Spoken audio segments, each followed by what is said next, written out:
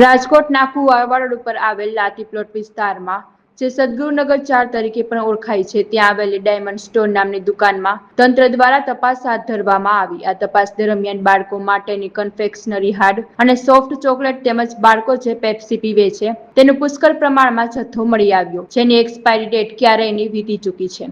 અહીંથી અંદાજે 4 થી 6 મહિના જૂનું અને કેટલાક કિસ્સામાં 1 મહિના પહેલા એક્સપાયર થયેલો માલ પણ વેચાણ અર્થે રાખવામાં આવ્યો હોવાનું સામે આવ્યું। અધિકારીઓના જણાવ્યા અનુસાર એક્સપાયરી ડેટ વીતી ગયા પછી ચોકલેટ અને આવી ખાદ્ય સામગ્રીઓમાં કેમિકલ રિએક્શન થાય છે અને તે ડિકમ્પોઝ થવા લાગે છે। આ ઉપરાંત લાંબા સમય સુધી પડી રહેલા માલમાં બેક્ટેરિયા અને ફૂગ ડેવલપ થાય છે, જે માસૂમ બાળકોના શરીરમાં જઈને લીવર અને પાચન તંત્રને ગંભીર નુકસાન પહોંચાડી શકે છે।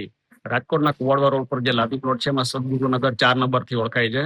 તેમાં ડાયમંડ સ્ટોર નામની આ દુકાન છે। તેમાં જે બાળકો માટેની કન્ફેક્શનરી ચોકલેટ, હાર્ડ સોફ્ટ, પછી પેપ્સી, બાળકો જે પેપ્સી તરીકે પીવે છે એ દરેક વસ્તુઓમાં ચકાસતા અહીંયા પુષ્કળ માલ છે જેની એક્સપાયરી ડેટ વીતી ચૂકેલ છે। એમાં 4 મહિના 6 મહિનાથી 1 મહિના પહેલા એની એક્સપાયરી ડેટ વીતી ચૂકેલ માલ પણ આપણે જોઈ શકાય છે, મળી આવે છે।